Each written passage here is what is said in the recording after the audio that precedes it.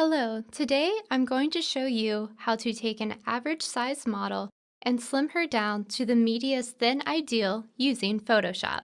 All you have to do is choose whichever image you wish to change.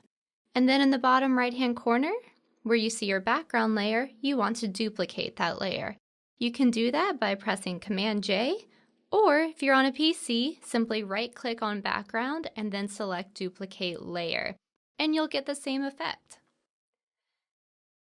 Now, I like to double click on layer 1 and then rename that layer. I typically call it Slim Down. This lets me know that whatever changes I make on that layer, that's the change where the model has been slimmed down. Alright, let's make those changes. Select Filter and then Liquify. This pops up a brand new window. This is the Liquify filter. The Liquify filter is where we will make all of the changes to our model. On the left-hand side, you see that there are several buttons with different tools to choose from. The most common is the first one, which is called the Forward Warp tool. Click on this and then move your cursor over to the image, and you see that instead of an arrow, you have a circle. The circle is what allows you to make your changes, and it represents a paintbrush. To adjust the size of your paintbrush tip, use the left and right bracket keys on your keyboard. The left bracket key will make it smaller. The right bracket key will make your brush larger. Adjust as necessary. I like to use a medium-sized brush, like you see now. So, to use the forward push tool, all I have to do is click and then push forward from the center of the circle. Watch. Click and push. Click and push. Right now, you're seeing me make very small, simple adjustments. I like to start from the shoulder of the model and then work my way down her natural body lines. From her shoulders, through her hips, from her legs, and to her feet. Okay, now I'm moving on to the other side of the image, and I'm starting to tuck in her shoulder and her waist, and of course her arm. And with that move, you just saw me reduce her hip to actually a straight line. This is pretty common in the industry, reducing hips and curves all to make a very slim, very unrealistic size model. And here you see, I'm just doing a few more touch-ups, just really getting my model how I want her to look. Tucking in her shoulders. The key here with the Liquify filter is to make sure that whatever you're doing, you're staying in proportion. So, right now you see I've made a pretty significant change using only one tool, the push forward tool. But now I want to show you the next tool. And the next tool is the reconstruct tool. This tool is fantastic. So let's say that there is something on the image that we changed, but we don't like how we changed it. I select it, click, and then I just start moving over the area where I don't like the change. And what you see is that this tool reconstructs our change to the original image. So just like that, click and move over the area you want to revert back. But because I didn't mess up there, I'm just going to use the forward push tool one more time and get this model back to how we had her.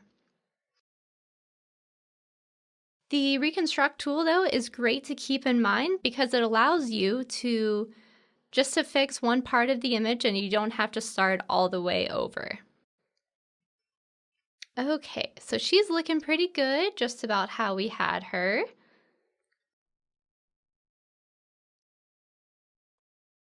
So far, you've learned about the forward warp tool and the reconstruct tool. I want to tell you about two more tools. First is the pucker tool, then the bloat tool. These two tools are opposite. Pucker makes things smaller. You'll see you still have the same circle of a brush tip, and if I put that where her belt is in the center and I start to click, you'll see it reduces the size of her waist. This tool is great for reducing a gut or even creating a thigh gap by pinching in between the legs. All right, just a few more puckers on her. And now let's look at the bloat tool. The bloat tool does the opposite. Instead of making something smaller, it makes it larger. For instance, we could put our brush tip over her bust, and with a few clicks, we can really increase it. Now, this is a little difficult to see on a white shirt and also a loose shirt, but if you were to use this tool on any other image, you could really see the effect. The bloat tool is also handy for doing things such as increasing the eyes or the cheekbones of a model, as well as increasing the size of a muscle. So for male models, increase their biceps, increase their calves, things like that. Okay, the final two tools that we're going to look at are the freeze mask and the thaw mask. The freeze mask is wonderful. It allows you to select a certain part of your image and freeze those pixels in place. This allows you to make a change around an area without destroying it. So here you see that when I click and use the freeze mask, I get red. And the red simply shows what is frozen in place. I can use any other tool and go and try to make an effect, and you'll see that nothing happens. Those pixels are frozen and won't be damaged by whatever tool is being used. Okay, so I'm done with the red and I want to get rid of it. To do so, I use the thaw mask. Here I click on it. As always, I see the circle, and then I click and just simply move that circle, that brush tip, over the area that was frozen. And ta-da, the red is gone. Okay, so I can do just a few more little touch-ups to our model to get her looking exactly how we want her to look in our final project. I am done editing this model, and to make this filter set in stone, I go to the top right and I click OK. And now I'm back to the original Photoshop window where we started. I see my two layers are there, and if I want to see a before and after, all I have to do is use the eyeball icons on either side.